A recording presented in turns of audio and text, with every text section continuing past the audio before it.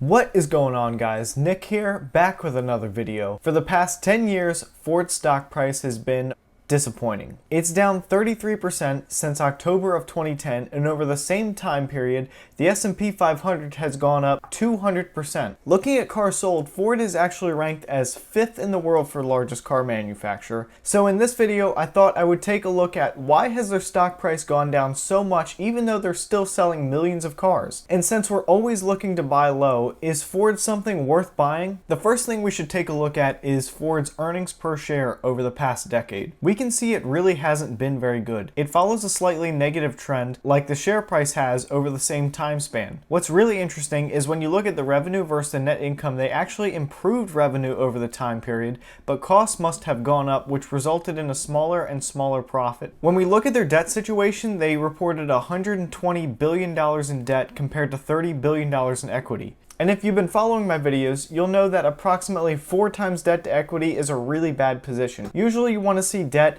at about half to 1.5 times equity. So with declining profits and a heavy debt situation, there's no wonder why Ford's stock price has performed so poorly over the past decade. On August 4th, 2020, Ford CEO Jim Hackett announced he was stepping down from his position. He announced that COO Jim Farley would take over as the new CEO on October 1st. Ford Executive Chairman Bill Ford said that Jim is a car guy through and through. He can be found on the weekends, often at racetracks racing his vintage cars, and that it's his joy. Farley has said that his plans for Ford are 1. Technology integration. He said that we have to get this company to be a software-first company. This will spin off new services they can offer and improve the driver's experience. For example, they plan to offer analytics to commercial buyers to help them improve vehicle efficiency. The second part is electric vehicles.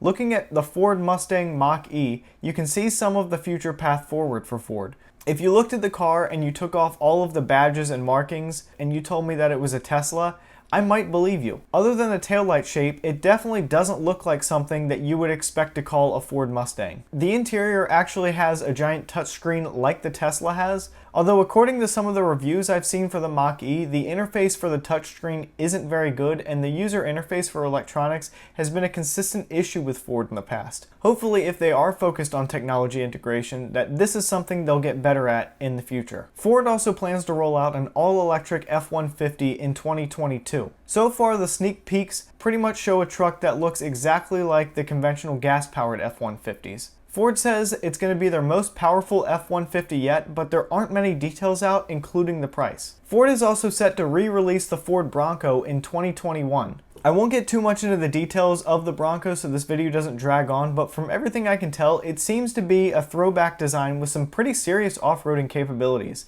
attempting to compete with the Jeep Wrangler. The Bronco has a devoted fan base in the off-roading market, so I expect this to actually be a pretty big hit, and according to analysts, it should be a pretty profitable model for them. One of the bigger threats to Ford, as I talked about earlier, is their debt situation. It's a pretty tough spot for a company that's already at 4 times debt to equity to face a big drop in revenue. In April, they actually had to shut down some of their factories due to health concerns. Around the same time, Ford raised another $8 billion in corporate debt, between 8.5% to 9.625% interest. Looking at the cash flow statement over the past year, they've managed to bring in $16 billion from operations, and they've gone ahead and invested $24 billion, but then took on another $17 billion in financing to help cover some of these investment costs. So let's take a look at Ford's valuation. I'm going to set this up as a range. I'll use my conservative estimate where below the stock price it is definitely undervalued, and an optimistic estimate showing the best realistic upside for the company. As I showed earlier, revenue growth was fairly consistent over the past 10 years, but the earnings per share growth wasn't too good. They have been profitable with the exception of this year though due to the pandemic, and I don't see any reason why they wouldn't be able to return to profitability as things start to return to normal. Because of the negative earnings per share growth and the poor debt situation, I think using a conservative PE around 9 makes sense. Usually I would say a company with no growth should be at a PE at or below 10 depending on the current treasury bond rate. If you're very optimistic about their future growth and ability to repay their debt, I could see a PE of 13 being a good top end of the range. This would represent about 3% annual growth for Ford. Now looking at Ford's last 12 months earnings per share, they actually lost 54 cents per share. So we can't use the trailing valuation. If we look back to 2019, they actually only earned a penny per share, so that really doesn't work either. So since we don't have any earnings to compare, we actually can use a price to sales ratio to figure out about what they should be worth. This is basically price to revenue if you've never heard of price to sales. And to figure this out, we're just basically going to take the PE range that we would normally apply to this company and multiply it by the margin we expect Ford to be able to achieve. But Ford has basically averaged about 3% net profit, so a PE of 9 times 0.03 equals a 0.27 price to sales ratio. And the optimistic ratio, 13, puts it at a 0.39 price to sales ratio. So looking at the past 12 months, Ford took in $131 billion in revenue.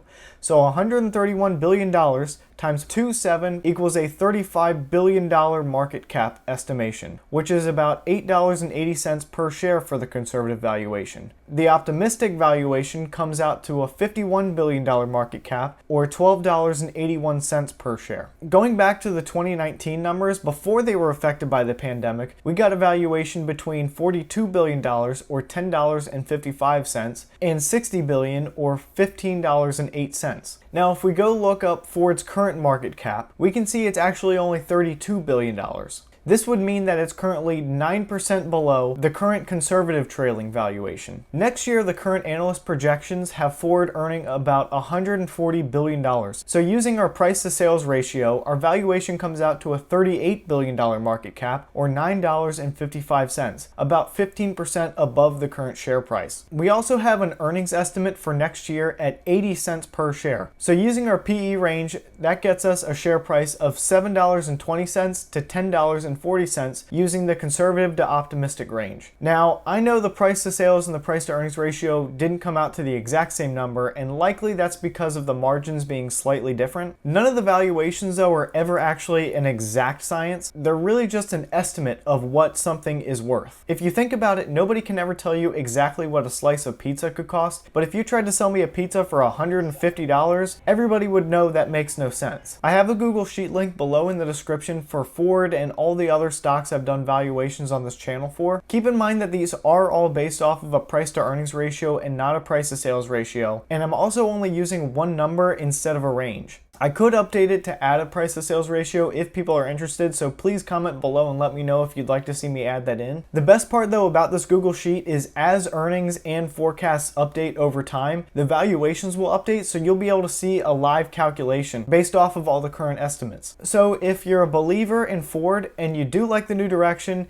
you think they're going to do well, and you think Ford's going to be able to repay their debt and get that under control, I think you have some upside here to buy. They also do pay a pretty good dividend, so if that would be something that would interest you, it might be a good stock to buy. It's not necessarily a company that I plan to buy shares of though, even though the stock price does look pretty good. I'm also looking for strong earnings per share growth, and we just haven't quite seen that yet with Ford. In my opinion, earnings per share growth drives the future valuation more than any other metric for a stock. So let me know in the comments what you think about Ford and what you think it's worth. So if this video was helpful for you, please take a second to hit the thumbs up button and subscribe. These videos do take me a long time to do all the research and editing, so getting over the 1,000 subscriber mark so I can get monetized would really help me out. Thanks for watching.